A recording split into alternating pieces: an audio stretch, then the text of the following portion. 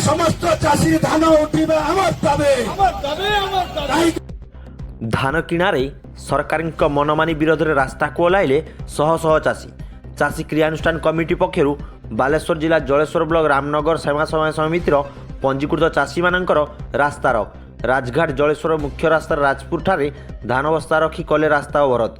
यही सेवा समवाय समिति में 464 जन चाषी पंजीकृत होते ही मात्र 97 जन चाषी धान क्रय कर धान देवार निर्दिष्ट अर्थ मध्य जमा खाता पैठ होना।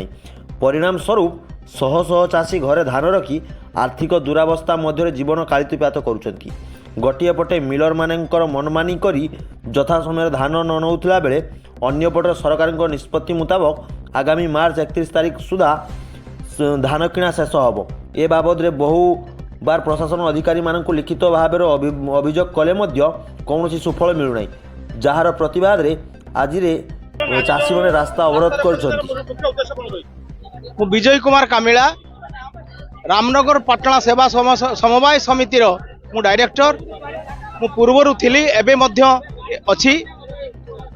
रामनगर पटना सेवा समवाय समिति रे वर्तमान सुद्धा 464 जन चाषी पंजीकरण करिसंती।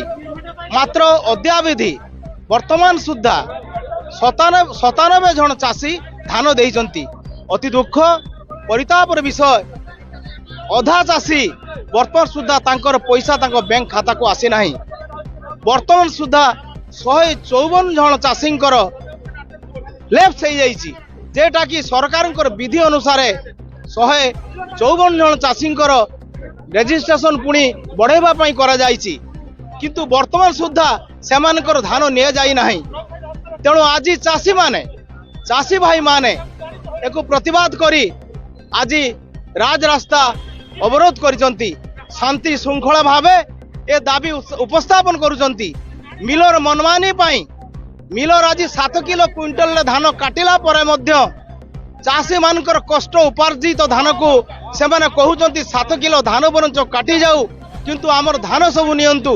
मात्र मिलर मनमानी करी से कहूची वर्तमान जे मोर